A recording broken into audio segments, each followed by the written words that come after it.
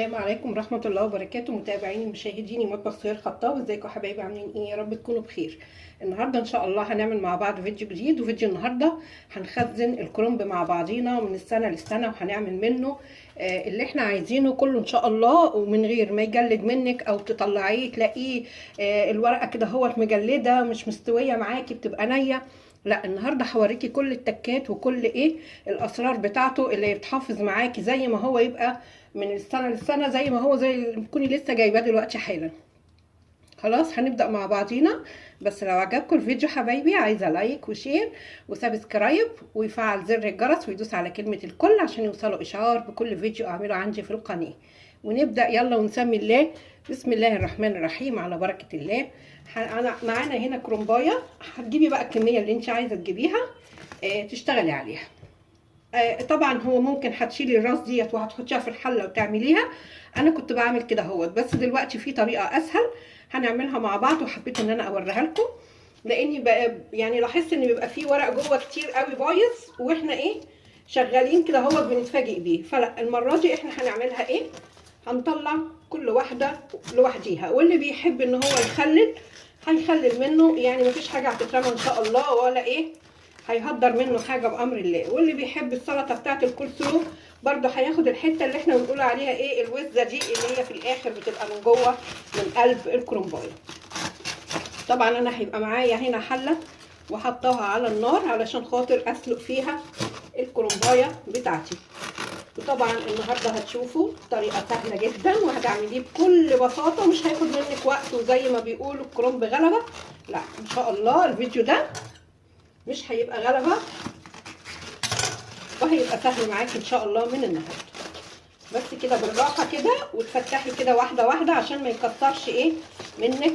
وهنطلع ورقه ورقه كده ونسمي الله. بسم الله الرحمن الرحيم. هنقلبها بقى كده، وهنبدا نسلك ورقنا كده من ورا. هطلع كده ورقه ورقه كده،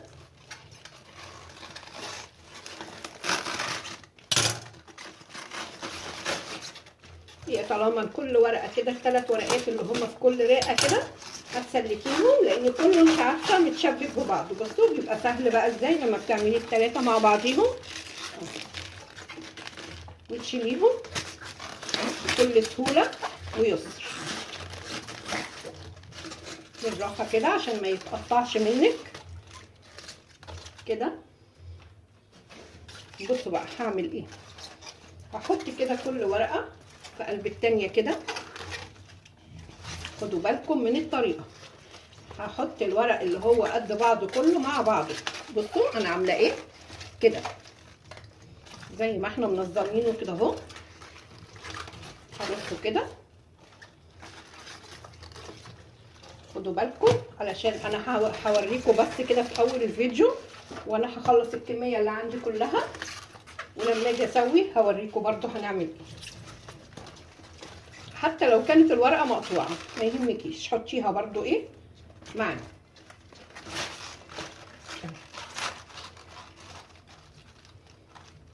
وهنا برضو كده اللي اتقطع مني ده اهو هرصه زي ما احنا شايفين كده. خلاص هشيله بقى زي ما احنا شايفين كده اهوت، هشيله زي ما هو، وهخلص الكميه وهرجع لكم تاني ونشوف هنسويه ازاي مع بعضينا وهنعمل بصوا حبايبي، انا خلصت خالص اهوت، وقطعت الاتنين اللي انا جايباهم، وحطيت ميه على النار، وهي دلوقتي بتغلي. هحط فيها بقى؟ مش هحط بقى ولا كمون ولا ملح ولا كل الكلام اللي انتوا بتعملوه، لا. بما ان انا هخزنه عشان ما يطلعش مجلد، السر بقى هنا هي الماده الحافظه لاي حاجه، هي السكر. هحط هنا معايا 3 معالق سكر. ليه بقى؟ عشان يفضل مقرمش ويفضل زي ما يكون لسه جايباه. خلاص كده حبايبي، هقلب السكر وهنزل بالكرنب عندي زي ما انا عاملاه كده اهوت. خليكم مركزين كده معايا حبايبي وتابعوا الفيديو عشان تستفيدوا. زي ما انا عاملاه اهو. بصوا انا عاملاه شكله هحطه بقى كده اهوت. بسم الله الرحمن الرحيم، بالراحه خالص كده، واحده واحده هنزل بيه كده اهوت. هفضل ان انا اقلب فيه كده واغطس فيه لغايه لما كله بصوا يطول الميه اهي كده، بالراحه كده من كل الجوانب. وخلي بالك على ايدك اهو. المهم ان انا اخليه فين؟ كله في قلب الميه تحت اهو. افضل اغطس فيه كده اهو.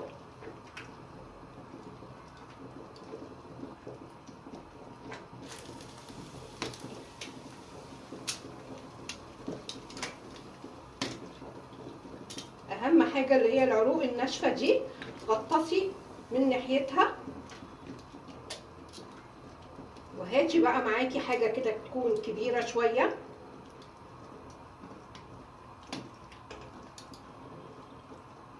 يعني هخليه بتاع دقيقتين 3 دقايق بالكتير، لاني انا مش عايزه اسويه. خلاص يا حبايبي، خلاص هو كده يا دوبك. هبدا بقى ان انا اطلع واحده واحده كده بالراحه. هاخد كده ايه واحده واحده اطلع. بسم الله الرحمن الرحيم.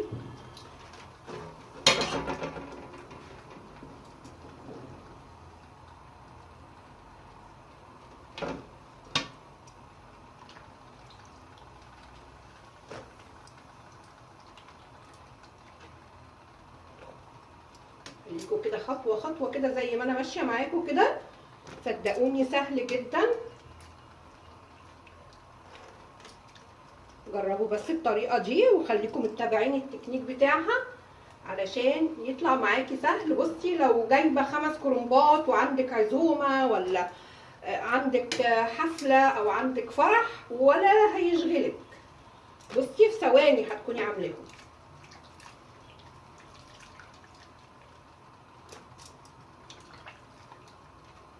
كده. هاخد بقى دولت كده، بس قبل ما اخدهم هحط غيرهم عشان اوسع لنفسي مكان. وبرده بالطريقه اهي زي ما احنا شايفينها كده هغطسه كله برده كده. من عند الحته الناشفه دي اهم شيء اهي. هغطس الورق بتاعي كله بالراحه كده عشان ما يتكسرش منك كده. كده انا غطست ده كله اهوت. والميه زمانها يعني ايه بردت شويه معايا اهي. هناخد بقى الصينيه دي وهنروح فين معايا بقى كده.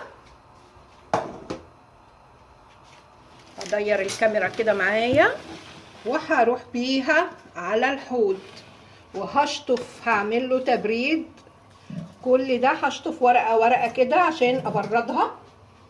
ثانيه بس كده اوسع الدنيا معايا. وهجيب معايا صينيه وهشطف كل ورقه عشان خاطر ابردها كده. وبعد كده هصفي الورق ده كله. بس المهم ان انا ابرد كل ده.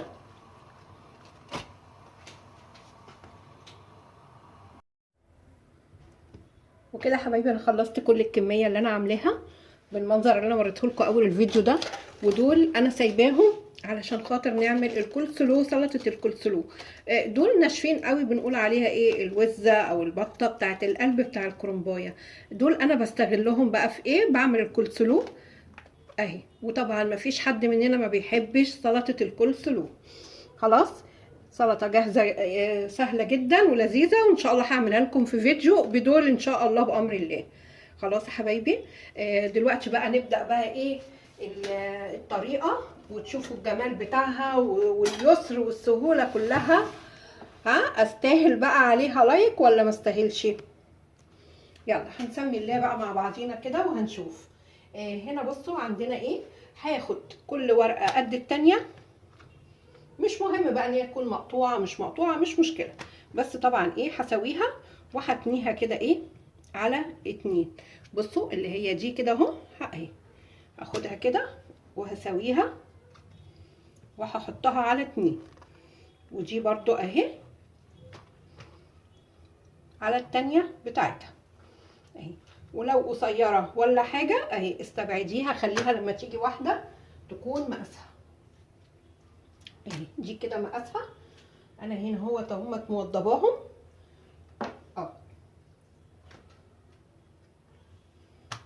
كده. تحطش بقى ايه يعني كمية، مش تحطش مثلا 2 3، لا كده باين.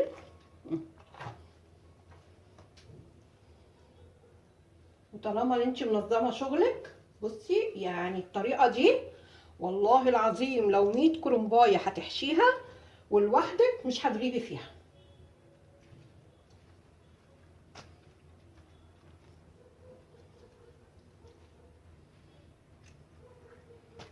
دي الطريقه اللي بيعملوها الفنادق في الافراح، وما بيكون في محاشي او في اي حاجه،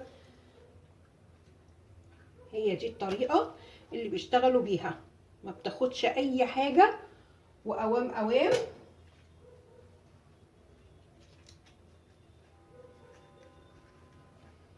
ايوه لسه بحط تاني كل الرقات دي كلها زي ما احنا شايفينها كده مع بعضينا.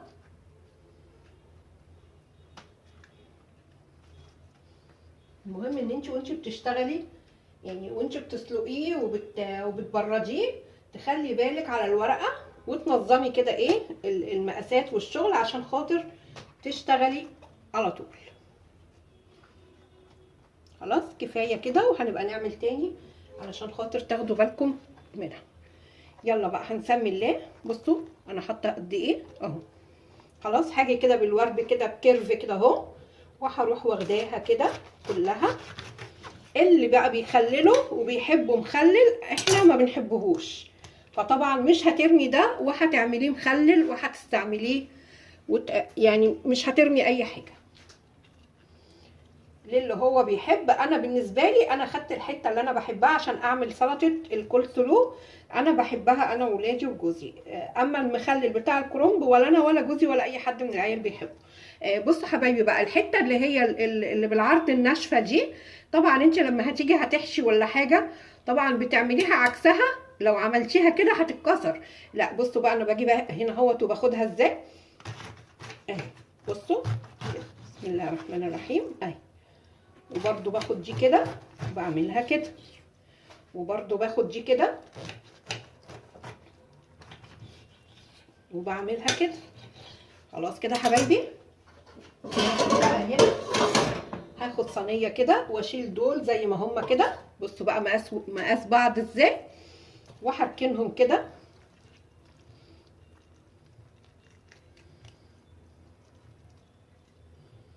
هركن كل رصه زي ما انا زي ما انا عاملاها اهي. وهاخد دي اهي هتنيها كده على 2 مؤقتا بس يعني عقبال ما وهعمل لكم مره تانيه برضو، هعمل مره تانيه وبعد كده هوريكم الخطوه اللي فاضله. عشان كده بقول لكم تابعوني لحد اخر الفيديو عشان خاطر تشوفوا حاجات مهمه وهتفيدكم.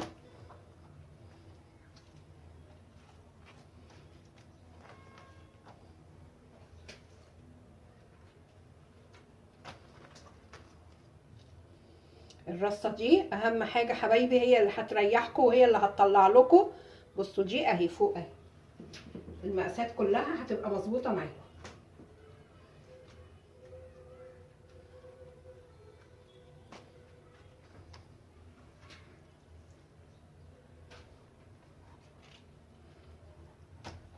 انا كمان اتاخرت في تفريز الكرنب لاني انا عندي من السنه اللي فاتت وشغاله بيه، فحبيت بس اوريكم الطريقه دي. قلت علشان خاطر اللي عايز بس يفرز ولا حاجه ولا عايز يشتغل في رمضان يبقى عنده سهل الموضوع وبسيط، او حد هيعمل عزومه ولا حاجه وهيعمل محاشي يبقى برضو عندكم الموضوع بالنسبه لكم سهل مفهوش اي صعوبه.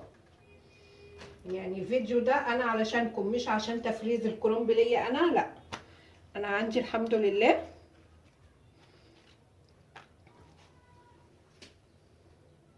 خلاص كفايه كده اهو. هنعدل بس دي كده معايا.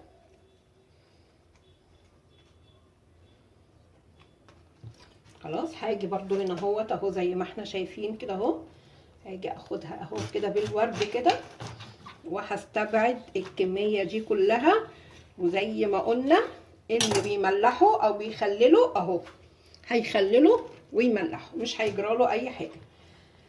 هنيجي هنا اهوت، وعلشان برضو هقول تاني اللي هو العروق الناشفه دي ما بتتناش معانا، فهروح جايه كده بالكيرف كده واروح مقطعه معايا الكرنبايه. وهنا برضو كده زي ما احنا شايفين برضو كده. وبرضو اخر واحده اهي هاخدها برضو معايا كده، وهشيل هنا وهشيل برضو هنا كده.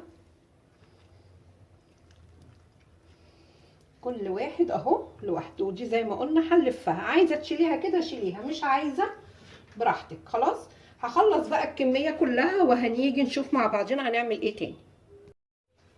كده حبايبي انا خلصت خلاص الكميه كلها كده. هنشتغل بقى مع بعضنا اللي احنا عملناه. اول حاجه بصوا بقى، هنيجي هنا اهوت هساوي الطرف بس حته كده صغيره، وده طبعا مش هرميه، اللي بطلعه ده مش هرميه. بصوا بقى كده كله، بصوا كده الورق كله قد بعضه ازاي. بصوا خلاص طبعا احنا هنحطه كده وهنصفيه اهو. هرصه كده كله، ودول هحطهم في قلب قعريه الارض عشان خاطر مرميهاش. هفرشهم في قلب الحله اللي انا هسوي فيها. هشيلهم في قلب اكياس برضو واحطهم، يعني مفيش حاجه ان شاء الله هتترمى معانا.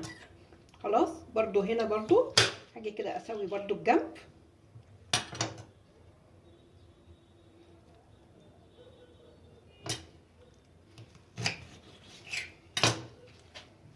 هاخد برضو دولت كده واشيلهم زي ما احنا شايفين كده اهو.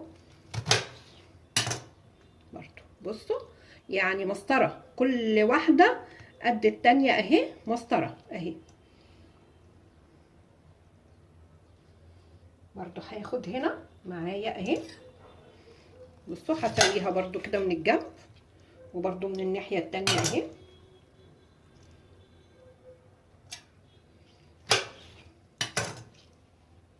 زي ما اتفقنا مش برمي منه اي حاجه اهو. هاخد دي كده من النص على 2 برضو. بصوا مسطره. ايه رايكم بقى؟ طريقه سهله ولا صعبه؟ هناخد برضو دي معانا اهي. شفتوا بقى؟ ولا تقعدي تقطعي لسه ولا تقعدي تعملي ولا اي حاجه. نيجي برضو كده وهاجي من النص برضو اهي. شفتي بقى؟ عشان كده بقولك لو قدامك 100 كرنبايه هتقدري ان انت تخلصيها. مفيش يعني لو وراكي ايه هتخلصي كله بامر الله. برضو دي كده برضو اهي. انا باخد كده برضو بسويها، وهنا وبرضو هاخدهم على 2. انا بقى كنت بكلمكم في ايه؟ العرق ده اهو. بصوا يعني حاجه زي الحته الناشفه دي اهي بتتحط بتتلف كده، مش هتقول لا. لكن لو العكس مش بتتلف طبعا كانت العكس. فهمتوا قصدي ازاي؟ هخلص بقى انا الكميه كلها وهرجع لكم هنشوف هنعمل ايه تاني معانا. وكده حبايبي خلاص انا كده خلصت الكرنب كله زي ما انتم شايفينه. بصوا الجمال يعني كله. بصوا مرصوص رصه كده كلها زي ما احنا شايفينه كده اهوت. ماشي. انا طبعا موقفاه كده علشان خاطر كنت مصفياه من الميه، علشان خاطر يتصفى من الميه اللي فيه عشان ما اشيلهوش بالميه بتاعته. خلاص هنيجي بقى هنحطه يا اما في الاطباق اللي هي الفن دي، يا اما في اكياس زي ما انا هعمل عشان ما ياخدش مكان معايا زي ما احنا شايفينه كده. وطبعا بنطلعه من قبليها وبنحطه على رف التلاجة وبنسيبه. اول ما يفك معانا هنبدأ بقى في الحشو بتاعنا. وهتحشي عادي مفيش اي حاجه، وهتحطي الكميه اللي انت تبقى مناسبه ليكي ولاسرتك على قد ما انت او عندك عزومه او اي حاجه. أو. وطبعا وانت بتحطي هناخد منهم حبه ابيض وحبه من الاخضر، يعني هشكل اللي هو ايه الكيس بتاعي هشكله. شوفي بقى انت هتعمليه على كام كيس حسب ما انتوا متعودين، زي ما احنا شايفين كده حبايبي.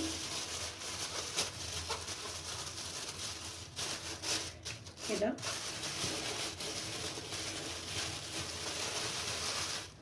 بالرصه بتاعتك، بس هتطلعي منه الهواء بتاعه علشان ما يترصش بالهواء اللي فيه.